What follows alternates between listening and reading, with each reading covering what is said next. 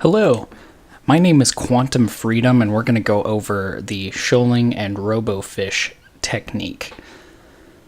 Now, before I begin, this is assuming that you're already familiar with sigils. If you're not familiar with sigils, I would recommend doing a YouTube search, doing a Google search on how to create sigils. There are a lot of resources out there. Well, first of all, what is shoaling? Well, it's based on the term of the group of fish. That's what the term is based on. But in Chaos Magic, shoal is a noun for launching a group of sigils.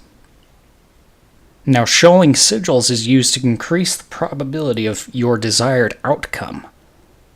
So instead of having one over-encompassing sigil for your big goal, you break that goal down into smaller goals to increase the probability that it's going to happen. So the example I have here is, well, do you want a relationship? We'll break it down into those smaller goals. You could create sigils like for meeting a person that is your type.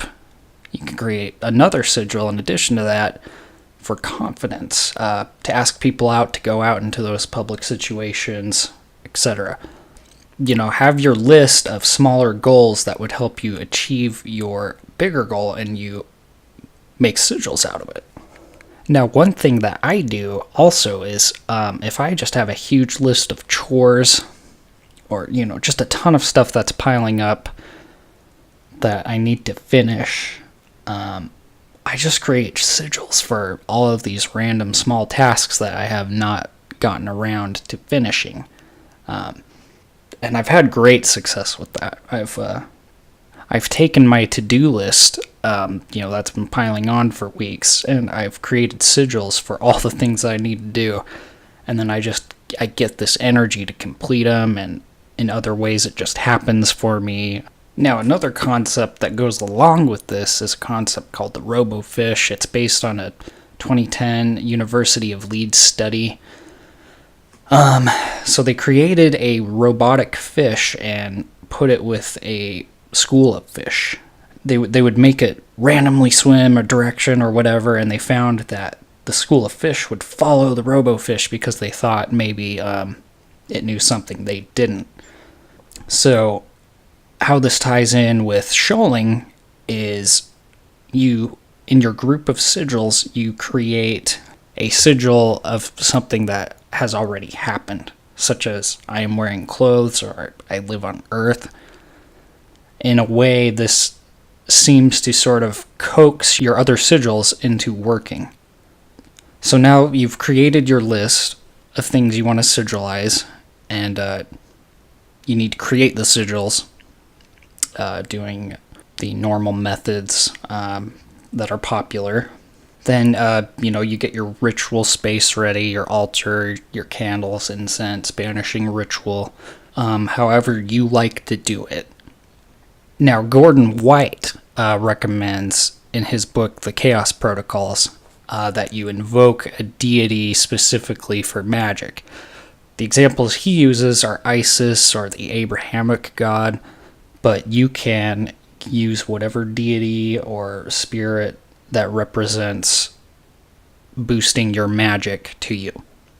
Now, there are different ways to launch sigils. If you looked it up, or if you're familiar with sigils, you already know these different methods. But what Gordon White recommends is that you sit down in your relaxed, altered state of consciousness, and you look at your sigils. Then you pick up each sigil one at a time and look at it for a while. You could sort of defocus your eyes. You could just let your eyes see it. Don't think about it too much. And you'll feel kind of the weight of the sigil just sort of leave your hand. And then you could place the sigil down and say, does not matter, need not be. So after you've launched your sigils, it's recommended that you place your sigils somewhere where you'll kind of see it, but you don't really look at them. They're kind of in the background. They're sort of like background noise. And then you just eventually forget the meaning. Days, weeks, or months, I don't know. You can put them on your mirror, on the window, set them down somewhere, on your altar maybe. But once you look at them and you can honestly say that you've forgotten what they mean, you're probably okay to destroy them. You can burn them. I personally burn them. But, you could probably even just throw them away. One more note here is that curse work is not recommended with sigils, especially using this method where you keep them in the background, because if there are negative connotations to those sigils, they can seep into your subconscious, possibly wreak havoc on yourself rather than whatever your target is. Yeah, so that's not recommended. So if you want to look into this further, I would recommend Gordon White's runesoup.com blog and podcast, as well as his book, The Chaos Protocols. I'll also link to the article where he talks more about shoaling on his blog in the description. Let me know if you try this out and if you have any success with it. May your magic be successful, and I will see you for the next video.